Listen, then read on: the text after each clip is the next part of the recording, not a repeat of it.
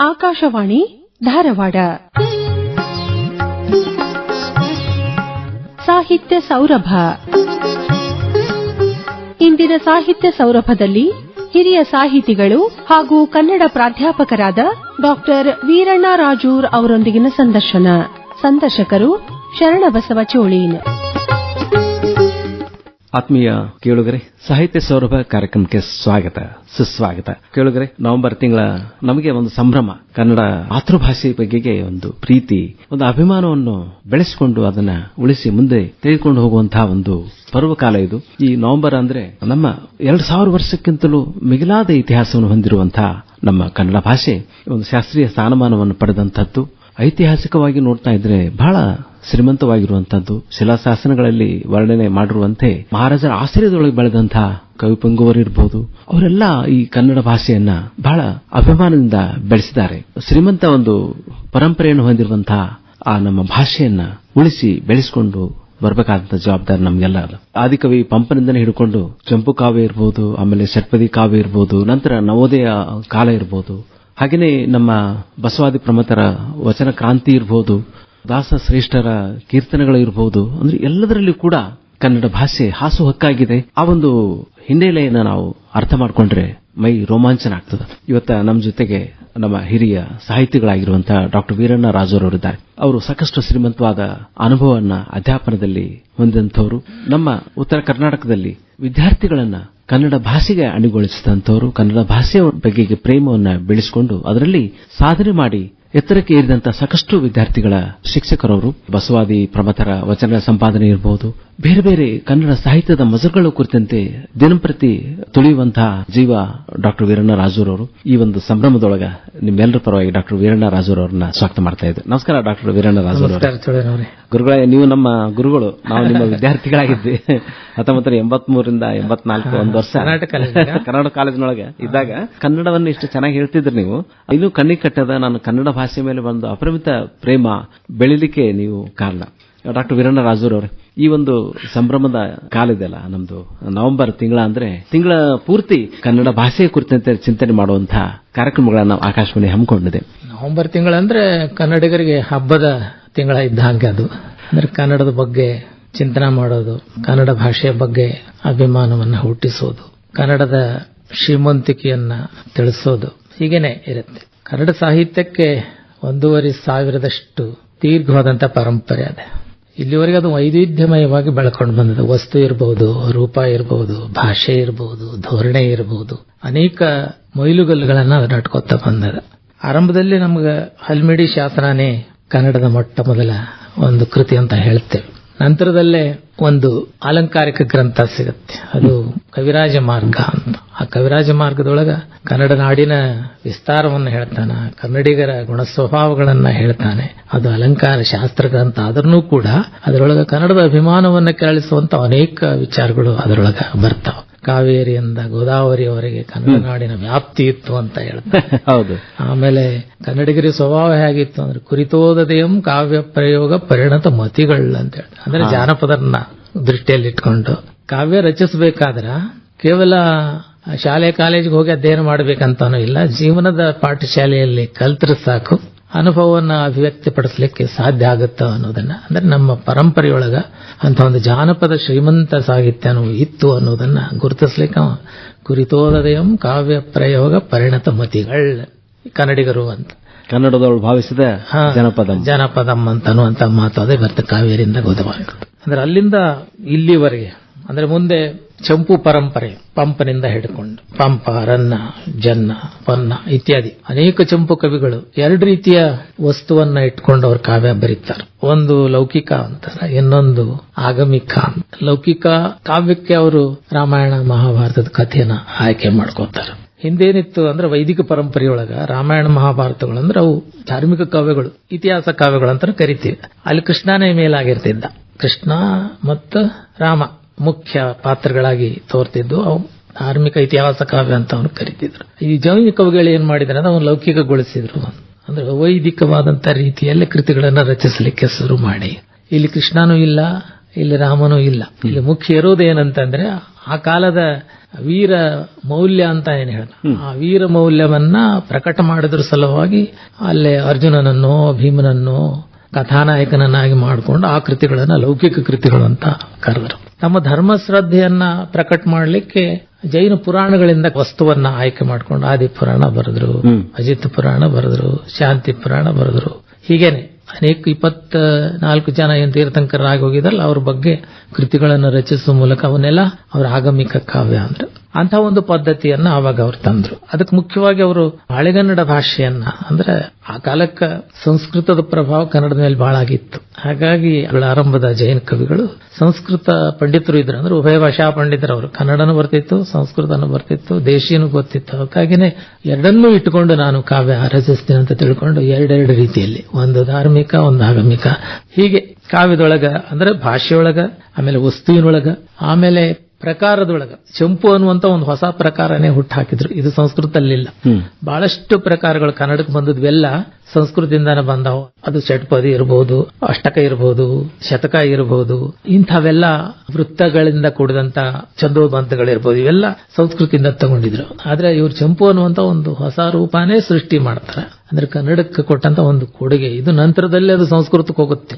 ಸಾಹಿತ್ಯದ ಬಗೆಗೆ ರಾಜಾಶ್ರಯದಲ್ಲಿ ಬದುಕಿದ್ರು ಕವಿಗಳು. ಹೀಗಾಗಿ ಅವರಿಗೆ ರಾಜಾಶ್ರಯದ ಕಾರಣವಾಗಿ ಸಾಹಿತ್ಯ ರಚಿಸಲಿಕ್ಕೆ ಪಂಪ ನೋಡ್ರಿ ರಾಜು ಸರ, ಆರಂಕುಶ ವಿಟ್ಟಣಂ ನೆನವುದನ್ನ ಬನವಾಸ ದೇಶಮಂ ಅಂತ ತನ್ನ ಹುಟ್ಟೂರಿನ ಬಗ್ಗೆ ಅಭಿಮಾನವನ್ನ ಬಹಳ ಅಭಿಮಾನ ಇತ್ತು ಅವರಿಗೆ. ದೇಶದ ಬಗ್ಗೆ, ಭಾಷೆಯ ಬಗ್ಗೆ, ಜನರ ಬಗ್ಗೆ ಬಹಳಷ್ಟು ಅಭಿಮಾನವನ್ನು ಇಟ್ಟುಕೊಂಡು ಅವ್ರ ಕಾವ್ಯವನ್ನ ಬರೀತಾರೆ. ಕೇವಲ ಕವಿಗಳನ್ಸ್ಕೊಳ್ಬೇಕಂತ ಇರ್ಲಿಲ್ಲ ಅವರಿಗೆ. ಆಗಿನ ಯುಗಧರ್ಮ ಅಂತ ಹೇಳ್ತೀವಲ್ಲ, ಆ ಯುಗಧರ್ಮವನ್ನ ತಮ್ಮ ಕಾವ್ಯದೊಳಗೆ ಅವರು ಬಿಂಬಿಸ್ತಿದ್ರು. ಅವ್ರ ಮಹಾಭಾರತದ ಕಥೆ ಬರೆದ್ರು ಕೂಡ ಅವರು ತಮ್ಮ ಆಶ್ರಯದಾತ ಏನದಲ್ಲ ಹರಿಕೇಸರಿ, ಅವನನ್ನ ಅರ್ಜುನನಿಗೆ ಹೋಲಿಸಿ ಬರೀತಾನೆ. ಅಲ್ಲಿ ಬರಿಬೇಕಾದದ್ದು ಅವನಿಗೆ ಏನಂದ್ರೆ ಅರ್ಜುನನ ಕಥೆ ಅಲ್ಲ, ತನ್ನ ರಾಜನ ಕಥೆ ಅಂತ. ರಾಜನ ಆಶ್ರಯ, ಅವನಿಂದಾನೆ ಅವರಿಗೆ ಬರಬೇಕಾದಂತ ಬಿರುದುಗಳು ಏನೆಲ್ಲ. ಕಾವ್ಯಕ್ಕೆ ಅವಾಗ ಕಾರಣ ಏನು ಅಂದ್ರೆ ಕಾವ್ಯಂ ಯಶಸ್ಸೆ ಅರ್ಥಕೃತೆ ವ್ಯವಹಾರ ವಿದೇಶಿ ವೇತ ರಕ್ಷತೆ ಕಾಂತ ಸಂಯತತೆ ಉಪದೇಶ ಅಂತೇಳಿ ಕಾವ್ಯ ಪ್ರಯೋಜನಗಳಲ್ಲಿ ಹೇಳ್ತಾರೆ. ಆರಂಭದ ನಮ್ಮ ಕನ್ನಡ ಸಾಹಿತ್ಯ ರಾಜಾಶ್ರಯದಲ್ಲೇ ಬೆಳೆದು ಬಂದ. ಡಾಕ್ಟರ್ ವೀರಣ್ಣ ರಾಜೂರ್ ಅವರು ಈಗ ಸಾಹಿತ್ಯ ಓಟಕ್ಕಿಂತ ಮೊದಲು ತಾವೀಗ 1980ರ ದಶಕದೊಳಗ ಅಧ್ಯಾಪನ ವೃತ್ತಿಯನ್ನ ತೆಗೆದುಕೊಂಡ್ರಿ. ಅವಾಗ ಏನು ವಿದ್ಯಾರ್ಥಿ ಬಳಗ ಕನ್ನಡ ಭಾಷೆ ಬಗ್ಗೆ ಅಲ್ಲಿಂದ ಇಲ್ಲಿವರೆಗೆ ಹೆಂಗೆ ನಡ್ಕೊಂಡು ಬಂದಿದೆ ಸಾಹಿತ್ಯದ ಹೋಗ? ಆಗಿನ ಒಂದು ಓದಿನ ಪ್ರೀತಿ ಅಥವಾ ಓದಿನ ಬಗ್ಗಿದ್ದಂತ ಗೌರವ, ಆಮೇಲೆ ಪರಿಶ್ರಮ ಪ್ರವೃತ್ತಿ ಈಗ ಕಾಣಿಸೋದಿಲ್ಲ. ಪ್ರಗತಿಶೀಲತೆ ಅಂದ್ರೆ ಪರಿವರ್ತನಶೀಲತೆನೇ ಸೃಷ್ಟಿಯ ಒಂದು ನಿಯಮ ಆಗಿರೋದ್ರಿಂದ ಬದಲಾವಣೆ ಆಗ್ತಿರ್ತಾವ. ಬೇರೆ ಬೇರೆ ಆಕರ್ಷಣೆಗಳು ಇವತ್ತಿನ ವಿದ್ಯಾರ್ಥಿಗಳಿಗೆ ಇರೋದ್ರಿಂದ ಕೇವಲ ಓದಿನತ್ತನ ಹೋಗದೇನೆ ಭಿನ್ನ ಭಿನ್ನ ಕ್ಷೇತ್ರಗಳಿಗೆ ತಮ್ಮನ್ನು ತೊಡಗಿಸಿಕೊಳ್ಬೇಕು ಅನ್ನುವಂತ ಒಂದು ಆಸಕ್ತಿನ ತೋರ್ತಿದ್ದ ಕಾರಣವಾಗಿ ಸಾಹಿತ್ಯದ ಬಗ್ಗೆ ಆಸಕ್ತಿ ಕಡಿಮೆ ಆಗ್ಯದ ಅನ್ನುವಂಥದ್ದು. ಆದ್ರೆ ಎಲ್ಲಾ ಕಡಿಮೆ ಆಗಿಲ್ಲ, ಅದರೊಳಗ ಆಸಕ್ತಿ ತೋರ್ತಕ್ಕಂಥ ವಿದ್ಯಾರ್ಥಿಗಳು ಇದ್ದೇ ಇರುತ್ತೆ. ತಮ್ಮ ಒಂದು ಅಧ್ಯಾಪನ ಹಾಗೇನೆ ಇರುತ್ತೆ. ತಾವು ಹೇಗೆ ಆನಂದಿಸಿದ್ರಿ ಸರ್? ಅವಾಗ ವಿದ್ಯಾರ್ಥಿಗಳೇ ನಮ್ಮ ದೇವರಿದ್ದಾಗ, ವಿದ್ಯಾರ್ಥಿಗಳ ಪ್ರೀತಿನೇ ನಮ್ಮನ್ನ ಬೆಳೆಸ್ಕೊತ ಬಂತು. ಆಮೇಲೆ ಪಾಠ ಹೇಳೋದಂದ್ರೆ ಒಂದು ಸಂತೋಷದ ಸಂಗತಿ ಆಗಿತ್ತು. ಆಗ ವಿದ್ಯಾರ್ಥಿಗಳನ್ನ ಎದುರಿಸೋದು, ಅವರ ಪ್ರತಿಕ್ರಿಯೆಗಳನ್ನ ತಗೊಳ್ಳೋದು, ಅದರ ಮೂಲಕ ನಾವು ಬೆಳೆಯುವುದು. ಅಧ್ಯಾಪಕ ಯಾವಾಗ್ಲೂ ಪಾಠ ಮಾಡ್ತಾ ಮಾಡ್ತಾ ಬೆಳಿತಿರ್ತಾನೆ, ಹಂಗ ಬೆಳ್ಕೊತ ಬಂದ. ನೋಡ್ರಿ, ನಮಗೆಲ್ಲ ಅವಾಗೆಲ್ಲ ನೀವು ಕಲಿಸ್ತಾ ಇದ್ದದ್ದು ಈ ಹರಿಶ್ಚಂದ್ರ ಕಾವ್ಯ, ಕುಮಾರವ್ಯಾಸ ಭಾರತ ಬಗ್ಗೆ, ಷಟ್ಪದಿ ಕಾವ್ಯನು ಇಷ್ಟು ಚೆನ್ನಾಗಿ ಸುಲಲಿತವಾಗಿ ಹೇಳ್ತಿದ್ರಿ. ಅವಾಗ ನಮ್ಮ ವಿದ್ಯಾರ್ಥಿಗಳ ಬಾಯೊಳಗ ಈ ಕುಮಾರವ್ಯಾಸನ ಭಾರತ ಅಂದ್ರೆ ಕುವೆಂಪು ಅವ್ರು ಹೇಳ್ತಾರಲ್ರಿ, ಛಂದೋಬದ್ಧ ಕೃತಿಗಳು ಏನದವಲ್ಲ ಅವು ಕಂಠೋದ್ಗತ ಆಗಿರ್ತಿದ್ವು. ಕುಮಾರವ್ಯಾಸ ಹಾಡಿದನೆಂದರೆ ಕಲಿಯುಗ ದ್ವಾಪರವಾಗುವುದು. ಕನ್ನಡ ಅಂದ್ರೆ ಎಷ್ಟು ಜನಪ್ರಿಯವಾದ ಒಂದು ಕನ್ನಡ ಸಾಹಿತ್ಯವನ್ನ ನಮ್ಮ ಅಧ್ಯಾಪಕರು ಇನ್ನೂ ಜನಪ್ರಿಯಗೊಳಿಸಿದ್ರಿ ಸರ್ ನೀವು. ಆಳವಾದ ಅಧ್ಯಯನ, ವ್ಯಾಪಕ ಅಧ್ಯಯನ ಅಂತ ಹೇಳ್ತಲ್ಲ, ಆ ಕಾರಣವಾಗಿ ಎಷ್ಟೋ ಜನ ಪ್ರಾಧ್ಯಾಪಕರು ಇಡಿಯಾಗಿ ಕಾವ್ಯವನ್ನ ನಮ್ಮ ಗುರುಗಳು ಆರ್ಸೇನ ಮಟ್ಟಿದ್ರು ಪಂಪ ಭಾರತಾನ ಅವರು ಪಠ್ಯ ಇಲ್ದೇನೆ ಪಾಠ ಮಾಡ್ತಿದ್ರು. ಹಾಗೆ ಬಂದು ನಿಂತುಕೊಂಡು ಪಂಪ ಭಾರತಾನ ಹೇಳಕ್ ಶುರು ಮಾಡ್ತಿದ್ರು. ಅಂತಹ ರೀತಿಯ ಅಧ್ಯಾಪಕರು ಇದ್ರು. ಅವರೆಲ್ಲರ ಪ್ರಭಾವ ಮತ್ತು ಪ್ರೇರಣೆಯಿಂದ ನಾವು ಹಾಗಾಗಬೇಕು ಅನ್ನುವಂತ ಒಂದು ಇದು ಹುಟ್ಟುತ್ತಿತ್ತು. ಆ ರೀತಿಯ ಪಾಠ ಬೋಧನೆ ಆಗಿರ್ತಿತ್ತು. ನಾವು ವಿದ್ಯಾರ್ಥಿಗಳಿದ್ವಲ್ಲ, SSLC ಇರೋವಾಗನೇ ನಮ್ಮ ಸಾರ್ವಜನಿಕ ಗ್ರಂಥಾಲಯ ಅದರೊಳಗಿರೋ ಕಾದಂಬರಿಗಳೆಲ್ಲ ಓದಿ ಮುಗಿಸ್ಬಿಟ್ಟಿದ್ದೇವೆ. ಹೌದೌದು. ಅಂದ್ರೆ ಅವಾಗ ಗ್ರಾಮೀಣ ಪ್ರದೇಶದೊಳಗೆ ಓದು ಬಿಟ್ರೆ ಬೇರೆ ಇಲ್ಲ. ಆಸಕ್ತಿ ಬಂತು ಅಂದ್ರೆ ಕಾದಂಬರಿಗಳು ಓದಿ ನಾವು ಅಂದ್ರೆ ಅವಾಗಿನ ವಿದ್ಯಾರ್ಥಿಗಳು ಈಗ ಬಹಳ ಉನ್ನತ ಸ್ಥಾನದಲ್ಲಿದ್ದಾರೆ. ಸಾಹಿತ್ಯದಲ್ಲೂ ಕೂಡ ಸಾಕಷ್ಟು ಮೇರು ಸಾಧನೆಯನ್ನು ಮಾಡಿದ್ದಾರೆ. ನಮಗೆ ಇನ್ನೊಂದು ಡಾಕ್ಟರ್ ವೀರಣ್ಣ ರಾಜೂರವರೇ, ವಚನ ಕ್ರಾಂತಿ ಬಂದಾಗ ಫಗು ಹಳಕೋಟೆ ಅವರು ನೆನಪಾಗ್ತಾರೆ. ಸಾವಿರಾರು ವಚನಗಳನ್ನು ಅವರು ಸಂಗ್ರಹಿಸಿದ್ರು. 7-8 ಸಾವಿರ ಇದ್ದದ್ದು ಕಡೆಗೆ 2-3 ಸಾವಿರ ರಕ್ಷಣೆ ಮಾಡ್ಲಿಕ್ಕೆ ಸಾಧ್ಯ ಆಯ್ತು. ಅವರಿಗೆ ಎಷ್ಟು ಕಷ್ಟಪಟ್ಟು ಮಾಡಿದ್ರು. ಅದನ್ನ ತಂದು ಕರ್ನಾಟಕ ವಿಶ್ವವಿದ್ಯಾಲಯಕ್ಕೆ ಕೊಟ್ಟರು. ಕರ್ನಾಟಕ ವಿಶ್ವವಿದ್ಯಾಲಯದ ಕೊಡುಗೆ ಬಹಳ ದೊಡ್ಡದಾರೆ. ಯಾಕಂದ್ರೆ ವಚನ ಕ್ರಾಂತಿ ಕನ್ನಡ ಸಾಹಿತ್ಯದೊಳಗೆ ತನ್ನದೇ ಆದ ವಿಶಿಷ್ಟ ಪರಂಪರೆ ಹೊಂದಿದ, ವಿಶಿಷ್ಟವಾದ ಸ್ಥಾನವನ್ನು ಪಡೆದದು. ಕನ್ನಡವನ್ನ ಸರಳೀಕರಿಸೋದು, ಜನಸಾಮಾನ್ಯರು ಕೂಡ ಸಾಹಿತ್ಯದೊಳಗೆ ತಮ್ಮನ್ನು ತಾವು ವಿಚಾರಗಳನ್ನ ವ್ಯಕ್ತಪಡಿಸಬಹುದು. ಈ ವಚನಗಳ ಮೂಲಕ ತಾವು ನಡೆದ ದಾರಿಯನ್ನ ತೋರ್ಬಹುದು ಅನ್ನೋದನ್ನ ತೋರಿಸಿದ್ರು. ತಾವು ಕಲಬುರಗಿಯವರ ಶಿಷ್ಯರು. ಕಲಬುರಗಿ ಸರ್ ಜೊತೆಗೆ ತಾವು ಬಹಳ ಒಡನಾಡಿ.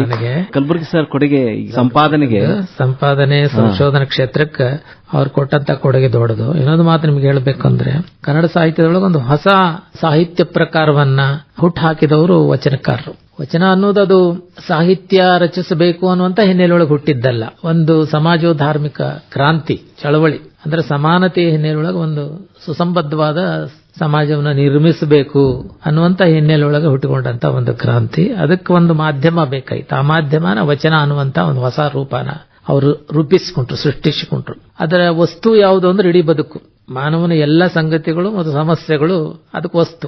ಹಿಂದಿನ ಕಾವ್ಯ ಪರಂಪರೆಯೊಳಗೆ ಏನು ವಸ್ತು ಇರ್ತಿತ್ತು? ರಾಮಾಯಣನೋ, ಮಹಾಭಾರತನೋ, ಆಮೇಲೆ ಜೈನ ಪುರಾಣದ ಕಥೆನೋ ಅಥವಾ ಕಾಲ್ಪನಿಕ ಕಥೆನೋ ಇರ್ತಿತ್ತು. ಇಲ್ಲಿ ಅಂತ ಒಂದು ಯಾವ್ದು ಕಥೆನೇ ಇಲ್ಲ. ಬದುಕ ಕಥೆ ಅದು. ಹೌದು, ಬದುಕಿನ ನೋವು ನಲಿವುಗಳ ಕಥೆ, ಬದುಕಿನ ಸವಾಲನ್ನು ಬಿಂಬಿಸೋದು ಮತ್ತು ಆ ಸವಾಲಿಗೆ ಉತ್ತರ ಕೊಡುವಂತ ರೀತಿಯ ಬದುಕನ್ನು ರೂಪಿಸಿಕೊಳ್ಳಿಕ್ಕೆ ಅಲ್ಲೇ ಹೇಳ್ತಿದ್ರು. ಅದ್ರ ಉದ್ದೇಶ ಏನು ಅಂದ್ರೆ ಸಕಲ ಜೀವಾತ್ಮರ ಲೇಸು. ಅದ್ರ ಧೋರಣೆ ಅಂದ್ರೆ ದಯವೇ ಧರ್ಮದ ಮೂಲ. ಸಾತ್ವಿಕ ಬದುಕು, ಆಮೇಲೆ ಸ್ವಸ್ಥ ಸಮಾಜ, ಸದೃಢ ರಾಷ್ಟ್ರ ಇರಬೇಕು ಅನ್ನೋದು ಅದರ ಮುಖ್ಯವಾಗಿ ಉದ್ದೇಶ ಇತ್ತು. ಎಲ್ಲಾ ಜನರಿಗೂ ತಿಳಿಬೇಕಂತ ತಿಳ್ಕೊಂಡು ಅವರು ಸಾಮಾನ್ಯರಾಡ್ತಕ್ಕಂಥ ಜನರನ್ನು ಪ್ರೀತಿಸಿದ್ರು. ಶರಣರ ಬರೋವೊಮ್ಮೆಗೆ ಪ್ರಾಣ ಜೀವ. ಇವ್ರು ಏನ್ ಮಾಡಿದ್ರು ಅಂತಂದ್ರೆ ಆ ಪ್ರೌಢವಾದ ಭಾಷೆಯನ್ನ ಜನಭಾಷೆ ಮಾಡಿದ್ರು. ದೇಶಿ ಭಾಷೆಯೊಳಗೂ ಸಹಿತ ನಾವು ಶಾಸ್ತ್ರವನ್ನು ಹೇಳಬಹುದು, ಅನುಭವವನ್ನು ಹೇಳಬಹುದು. ಪ್ರೊಫೆಸರ್, ಒಂದ್ ಮಾತು ಬರ್ತಲ್ಲ, ವೇದಗಳಲ್ಲಿರುವುದು ವಚನಗಳಲ್ಲಿದೆ.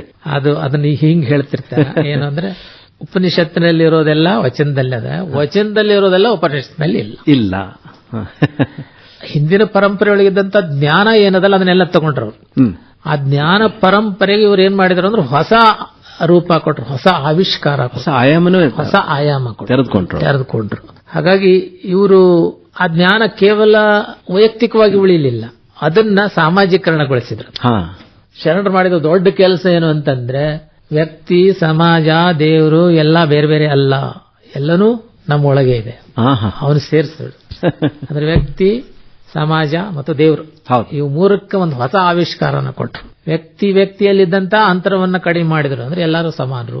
ಡಾಕ್ಟರ್ ವೀರಣ್ಣ ರಾಜೂರವ್ರೆ, ಈಗ ನೋಡ್ರಿ, ನಾವು ಬದುಕಿನೊಳಗೆ ಮಾನವ ಜನ್ಮ ಶ್ರೇಷ್ಠ ಯಾಕಂತೀವಿ ಅಂದ್ರೆ ನಮ್ಗೆ ವಿಚಾರ ಮಾಡೋದು ಗೊತ್ತದ. ಹೌದು, ನಮ್ಮ ವಿಚಾರದ ಹೋಗಿ ಹೆಂಗದ ಅದನ್ನೊಂದು ವ್ಯಕ್ತಪಡಿಸುವಂತ ಭಾಷೆಯ ಮೂಲಕ, ಅದು ಬರವಣಿಗೆಯ ಮೂಲಕ ಬಂತು. ಹೀಗಾಗಿ ಒಂದು ಸಾಹಿತ್ಯ ಪರಂಪರೆ ಬೆಳೀತು. ಆ ನಿಟ್ಟಿನೊಳಗೆ ವಚನ ಕ್ರಾಂತಿ ಬಹಳ ಅಭೂತಪೂರ್ವವಾದ ಕಾಣಿಕೆ ನೀಡಿದೆ. ಅದಕ್ಕನ್ನ ಹೇಳ್ತಾರೆ, ಕನ್ನಡ ಸಾಹಿತ್ಯ ವಿಶ್ವ ಸಾಹಿತ್ಯಕ್ಕೆ ಕೊಟ್ಟ ಕೊಡುಗೆ ಯಾವುದಂತಂದ್ರೆ ವಚನ ಸಾಹಿತ್ಯ. ಖಂಡಿತ. ಮಾಯೆ ಹೋಗೆಂದು ಕಳುಹುತ್ತಿದ್ದೇನೆ, ಅರಿವು ಬಾ ಅಜ್ಞಾನ ಹೋಗೆಂದು ಕಳುಹುತ್ತಿದ್ದೇನೆ, ಜ್ಞಾನ ಬಾ ಮಾಯೆ ಹೋಗೆಂದು ಕಳುಹುತ್ತಿದ್ದೇನೆ, ಅರಿವು ಬಾ ಅಜ್ಞಾನ ಹೋಗೆಂದು ಕಳುಹುತ್ತಿದ್ದೇನೆ, ನಿಷ್ಕಲ ಬಾ ಸಕಲ ಹೋಗೆಂದು ಕಳುಹುತ್ತಿದ್ದೇನೆ, ನಿಷ್ಪ್ರಪಂಚ ಬಾ ಪ್ರಪಂಚ ಹೋಗೆಂದು ಕಳುಹುತ್ತಿದ್ದೇನೆ,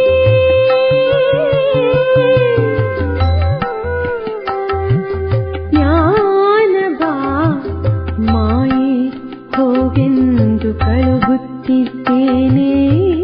ಪ್ರೊಫೆಸರ್, ತಾವು ಡಾಕ್ಟರ್ ಎಂ ಕಲಬುರ್ಗಿ ಅವ್ರ ಜೊತೆ ಕೆಲಸ ಮಾಡಿದಂತವರು. ಎಂತಹ ಸಂಶೋಧಕರು ಅಂದ್ರೆ, ಸಂಶೋಧನೆ ಅಂದ್ರೆ ಮಹಾಪ್ರೀತಿ. ಹೊಸ ಹೊಸ ಸಂಶೋಧನೆಗಳ ಮಾರ್ಗಗಳನ್ನ ಅವ್ರು ಕಂಡುಹಿಡಿತಾರೆ. ಅವ್ರ ಜೊತೆಗಿನ ತಮ್ಮ ಒಂದು ಒಡನಾಟ ಹೇಗಿತ್ತು? ಆ ಸಂಶೋಧನೆ ಅವ್ರ ಜೊತೆ ಕೆಲಸ ಮಾಡ್ಬೇಕಾರೆ ನೀವು ಹೇಗೆ ಆನಂದಿಸಿದ್ರಿ? ನಾವು ವಿದ್ಯಾರ್ಥಿ ಇದ್ದಾಗಿಂದ ಅವರ ಒಡನಾಟದಲ್ಲೇ ಇದ್ದಂಥವನು. ಅಂದ್ರೆ 70ರಿಂದ ಅವರು ಲಿಂಗೈಕ್ಯರಾಗುವವರೆಗಿನ ಒಂದು ಗಾಢವಾದ ಸಂಪರ್ಕ ನನಗೆ ಇತ್ತು.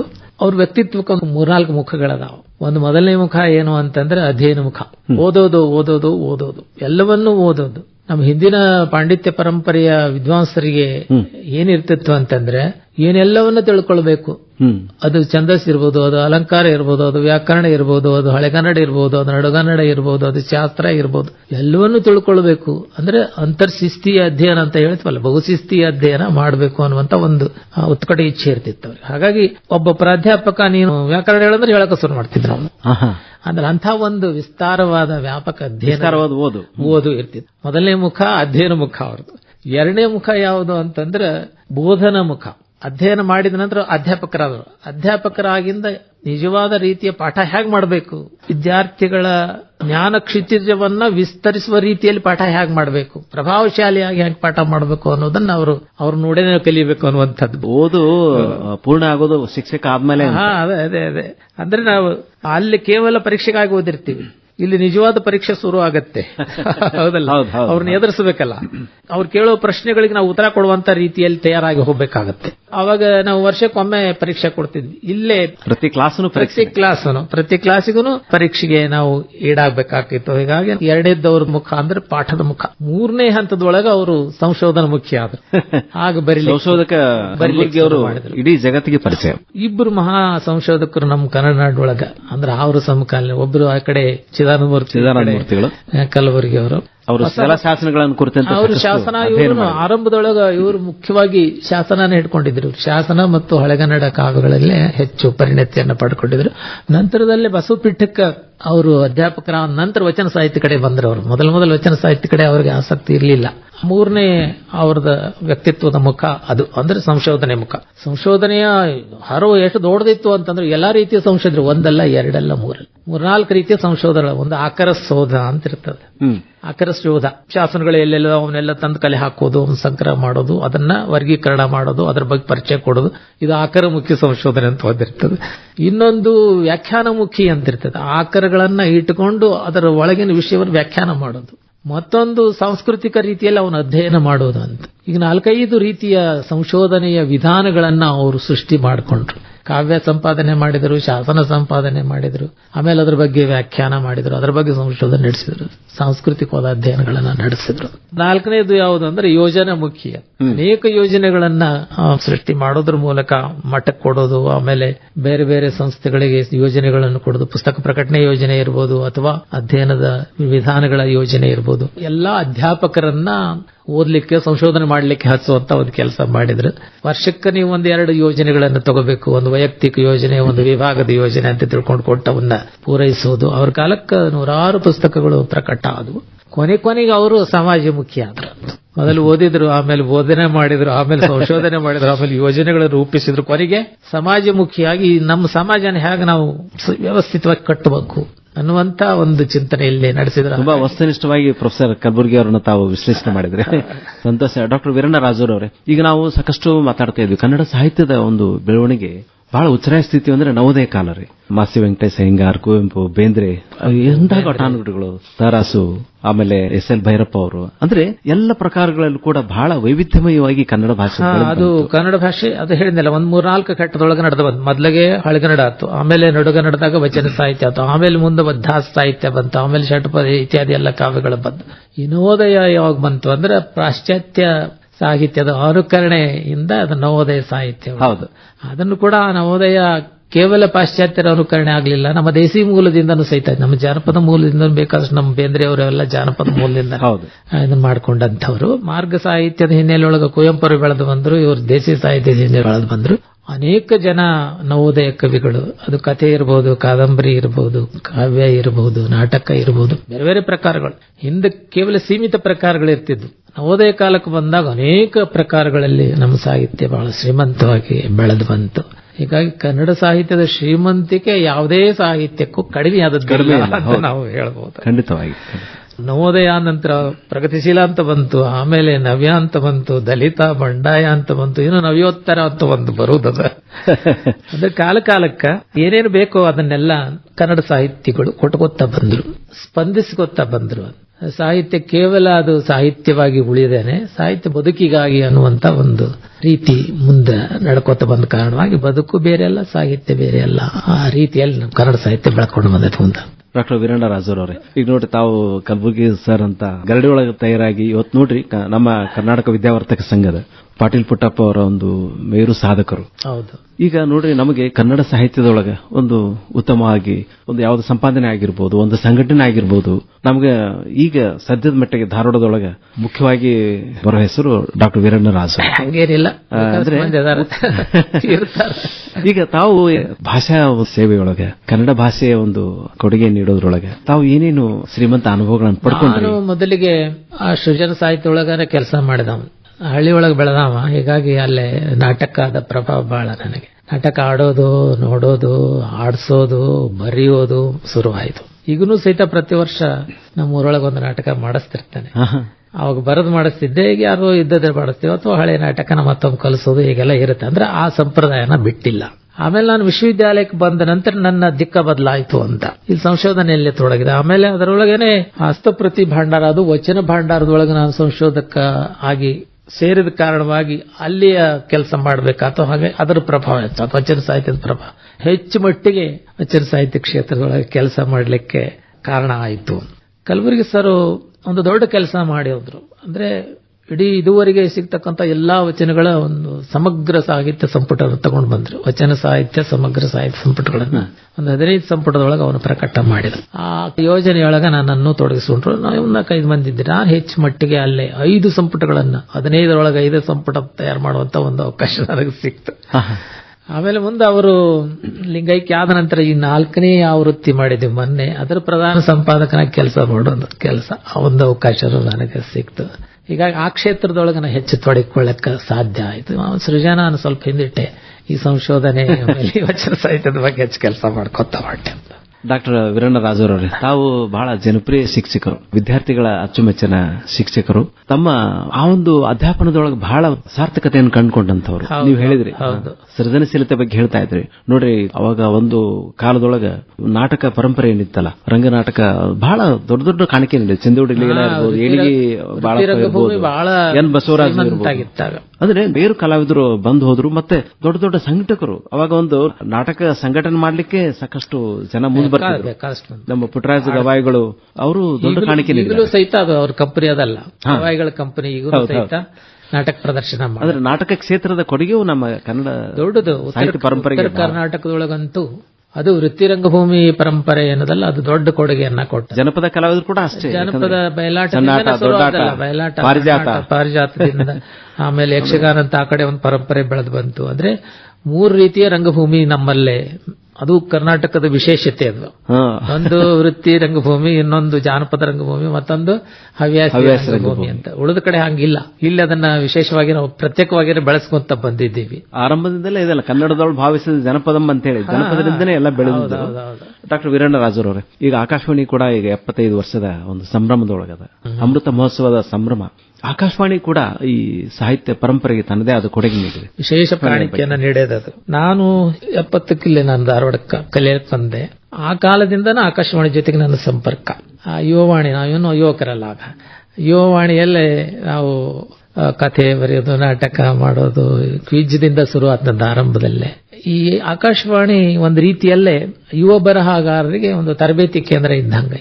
ಹೌದು. ನಾನು ಆಕಾಶವಾಣಿಯಲ್ಲಿ ಪ್ರಸಾರವಾದಂಥ ಭಾಷಣಗಳನ್ನ, ಚಿಂತನೆಗಳನ್ನ ಕುರಿತೇ ಒಂದು ಪುಸ್ತಕ ಮಾಡಿದ್ದೀನಿ.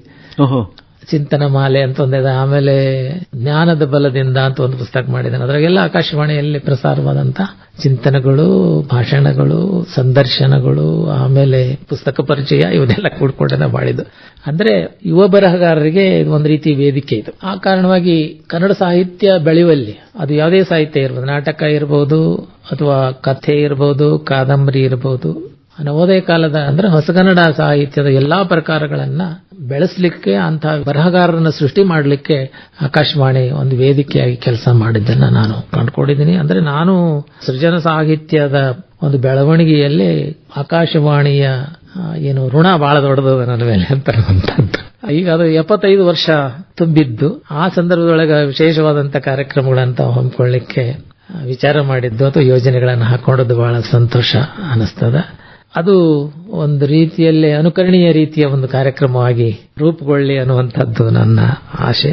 ಡಾಕ್ಟರ್ ವೀರಣ್ಣ ರಾಜೂರವರೇ, ಆಕಾಶವಾಣಿ ಧಾರವಾಡ ಸಂಗೀತಗಾರನ ಬೆಳೆಸಿದೆ, ಜನಪದ ಕಲಾವಿದರನ್ನ ಬೆಳೆಸಿದೆ, ಹಾಗೆಯೇ ರಂಗಭೂಮಿಯಲ್ಲಿ ಕೂಡ ಸಾಕಷ್ಟು ನಾಟಕ, ಆಕಾಶವಾಣಿ ನಾಟಕಗಳಂದ್ರೆ ಒಂದು ಕಾಲದಲ್ಲಿ ಬೇಂದ್ರೆಯವರು ಹೇಳ್ತಿದ್ರಿ, ಈ ಓಣಿಯಿಂದ ಆ ಕಡೆ ಓಣಿಗೆ ಹೋದ್ರೆ ಎಲ್ಲರ ಮನೆಯಲ್ಲೂ ರೇಡಿಯೋ ಅಂತ, ನಾನ್ ರೇಡಿಯೋ ಹಚ್ಚಬೇಕಾಗಿಲ್ಲ, ಓಣಿ ಅಡ್ಯಾಡ್ಕೊಂಡ್ ಬಂದ್ಬಿಟ್ರೆ ಒಂದು ನಾಟಕ ಮುಗಿತಿತ್ತು ಅಂತ ಹೇಳಿದ್ರು. ಬಾನುಲಿ ನಾಟಕ ಸಂಗ್ರಹ ಅಂತ ಮಾಡಿನೊಂದು, ಅದನ್ನೊಂದು 10 ನಾಟಕ ಇಲ್ಲಿ ಪ್ರಸಾರ ಆಗಿದೆ. ಅದೆಲ್ಲ ಅಂದ್ರೆ ನಾಟಕ ಆತು, ಕಥೆ ಆತು, ಕವನ ಆತು.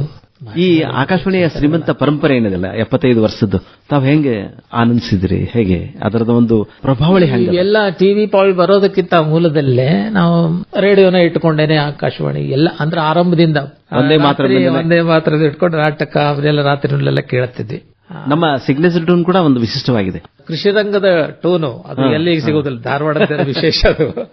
ಇಂಥ ಅನೇಕ ನೀವು ನೂತನ ವಿಧಾನಗಳನ್ನ ಇಲ್ಲಿ ರೂಪಿಸುವ ಮೂಲಕವಾಗಿ ಇಲ್ಲಿಯ ಭಾಷೆಯ ಒಂದು ಸೊಗಡ ಹಂಗದಲ್ಲ. ಹಾಗಾಗಿ ಧಾರವಾಡ ಆಕಾಶವಾಣಿ ಹೆಚ್ಚು ಆಕರ್ಷಕ ಆಗತ್ತ. ಹಳ್ಳಿ ಜನರನ್ನ ಅವರು ಸುಸಂಸ್ಕೃತರನ್ನಾಗಿ ಆಮೇಲೆ ಶಿಕ್ಷಿತರನ್ನಾಗಿ ಮಾಡಿದ್ದು ಈ ಆಕಾಶವಾಣಿನ ಅಂತ ನಾನು ಅನ್ಕೊಂಡಿದ್ದೀನಿ. ಎಲ್ಲಾ ರೀತಿಯ ಮುದುಕರಿಂದ ಹಿಡ್ಕೊಂಡು ಬಾಲಕರವರೆಗಿನ ಸೆಳ್ಕೊಳ್ಳುವಂತ ಒಂದು ರೀತಿ ಆಕಾಶವಾಣಿಗೆ ಇದ್ದದ್ದನ್ನ ನಾನು ಕಂಡಿದ್ದೀನಿ. ಹೀಗಾಗಿ ಅದರ 75ನೇ ವರ್ಷದ ಏನು ಸಂಭ್ರಮ ಅದಲ್ಲ, ಅದು ಹೆಚ್ಚು ಅರ್ಥಪೂರ್ಣ ಆಗಿ ನಡೀಲಿ ಅಂತ ನಾನು ಅನ್ಕೊಂಡಿದ್ದೆ. ಡಾಕ್ಟರ್ ವೀರಣ್ಣ ರಾಜೂರವರೇ, ಈ ನಮ್ಮ ಸಾಹಿತ್ಯ ಸೌರಭ ಕಾರ್ಯಕ್ರಮದೊಳಗೆ ನಮ್ದು ಸಾಹಿತ್ಯದ ಅವಲೋಕನ, ತಮ್ಮ ಶ್ರೀಮಂತ ಅನುಭವದ ಹಿನ್ನೆಲೆಯೊಳಗೆ ಬಹಳ ವಿಸ್ತೃತವಾಗಿ ನೀವು ಕನ್ನಡ ಭಾಷಾ ಪ್ರೇಮದ ಬಗ್ಗೆ ನಾವು ಮಾತಾಡಿದಾಗ ಈ ನವ ಪೀಳಿಗೆಯವರಿಗೆ ಈ ಕನ್ನಡ ಭಾಷೆ ನಾವು ದಾರಿ ಹಿಡಿದು ಕೊಡಬೇಕಾಗಿದೆ. ಕರ್ನಾಟಕದ ಎಲ್ಲ ಜನ ಮೊದಲು ಮಾಡಬೇಕಾದದ್ದು ಏನು ಅಂದ್ರೆ ನಮ್ಮ ಮಕ್ಕಳನ್ನ ಮಾತೃಭಾಷಾ ಕನ್ನಡದ ಶಾಲೆಗಳನ್ನೇ ಕಳಿಸಬೇಕು. ಡಾಕ್ಟರ್ ವೀರಣ್ಣ ರಾಜೂರವರೇ, ಬಹಳ ವಿಸ್ತೃತ ಮಾತಾಡಿದ್ರಿ. ನಮ್ಮ ಆರಂಭಿಕ ಒಂದು ಓದು ಕನ್ನಡದಲ್ಲೇ ಆತಂದ್ರೆ ಕನ್ನಡ ಭಾಷೆಗೂ ಕೂಡ ಒಂದು ನಾವು ನಮ್ಮ ಸಂಸ್ಕೃತಿ ಬೆಳಿಲಿಕ್ಕೂ ಕೂಡ ಬೆಳಿಲಿಕ್ಕೆ ಸಾಧ್ಯ ಆಗತ್ತೆ. ಬಹಳ ವಿಸ್ತೃತವಾಗಿ ಡಾಕ್ಟರ್ ವೀರಣ್ಣ ರಾಜೂರವರೇ ಕನ್ನಡದ ಅಸ್ಮಿತೆಯ ಬಗ್ಗೆ ನಾವು ಚರ್ಚೆ ಮಾಡಿದ್ವಿ. ಸಾಹಿತ್ಯ ಸೌರಭ ಕಾರ್ಯಕ್ರಮದೊಳಗೆ ತಾವು ಆಗಮಿಸಿ ಹೃತ್ಪೂರ್ವಕವಾಗಿ ಪ್ರೀತಿಯಿಂದ ಕನ್ನಡದ ಬಗ್ಗೆ ಒಂದು 4 ಮಾತು ಹೇಳಿದ್ರಿ. ನಮ್ಮ ಎಲ್ಲ ಆತ್ಮೀಯ ಕೇಳುಗರ ಪರವಾಗಿ, ಕನ್ನಡ ಅಭಿಮಾನಿಗಳ, ಕನ್ನಡ ಪ್ರೇಮಿಗಳ ಪರವಾಗಿ ತಮಗೆ ಹೃತ್ಪೂರ್ವಕ ಅಭಿವಂದನೆಗಳು. ನಮಸ್ಕಾರ, ಧನ್ಯವಾದಗಳು. ಸಾಹಿತ್ಯ ಸೌರಭದಲ್ಲಿ ಇದುವರೆಗೆ ಹಿರಿಯ ಸಾಹಿತಿಗಳು ಹಾಗೂ ಕನ್ನಡ ಪ್ರಾಧ್ಯಾಪಕರಾದ ಡಾಕ್ಟರ್ ವೀರಣ್ಣ ರಾಜೂರ್ ಅವರೊಂದಿಗಿನ ಸಂದರ್ಶನ ಕೇಳಿದಿರಿ. ಪ್ರಸ್ತುತಿ ಶರಣಬಸವ ಚೋಳೀನ್. ಪ್ರಸ್ತುತಿ ನೆರವು ಶೈಲಜಾ ರಾಜ್ಕುಮಾರ್.